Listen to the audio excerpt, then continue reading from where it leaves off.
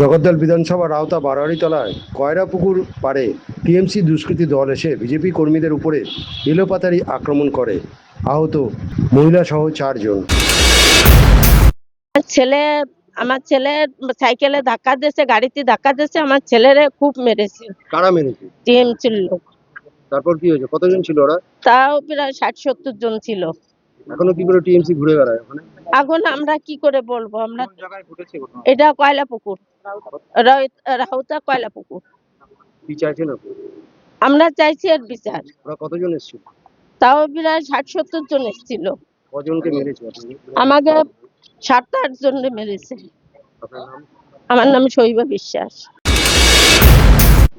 ঘটনাটা হয়েছে ওনার ছেলেকে ওরা ধরে মারছিল, আমরা গিয়ে প্রতিবাদ করি।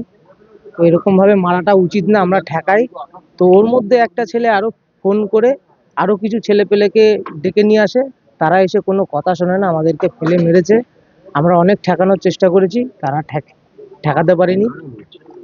এইটা আমার মনে হচ্ছে কোনো আমাদের বিআরএস কোনো দুষ্কৃতি বাহিনী কোনো কিছু। কারণ দল করে দিতে? মনে হয় দল করে, কেন দলের মত ছাড়া ওরা এরকম করতে পারে না।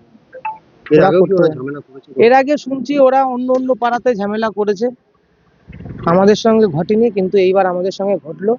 কালকে আমরা আসবো ভেবেছিলাম, কিন্তু আসতে পারিনি, আমাদের বাড়িতেও ঢুকে গেছিল তারা, আমরা ভয়তে বাড়ি ছাড়া ছিলাম। আজকে আসলাম এখানে মেডিকেল করে, এখন যাব থানায়। আমাদের মধ্যে এখনো একজন আছে, তার নাম হচ্ছে অর্পণ চ্যাটার্জি, সে এখনো বাইরে আছে, তাকে বলেছি, ও এখন ভয়তে আসতে পারেনি। আপনার নাম? আমার নাম অভিজিৎ দে। সাংঘাতিকভাবে হয়েছে একটা সাইকেল অ্যাক্সিডেন্টের ঘটনাকে কেন্দ্র করে আমাদের 28 নম্বর ওয়ার্ড কয়লা পুকুর ওই অঞ্চলে তৃণমূল তার বিভিন্ন দুষ্কৃতীদের নিয়ে আমাদের ভারতীয় জনতা পার্টির বিভিন্ন পরিবারের মহিলাদের ওপর সাংঘাতিক নির্যাতন করে। জয় রোডে একটি দোকান পুড়িয়ে দেয়।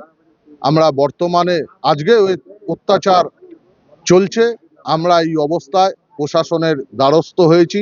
যারা আঘাত পেয়েছেন তাদের ভাটপাড়া স্টেট জেনারেল হসপিটালে ট্রিটমেন্ট করাতে এসেছে।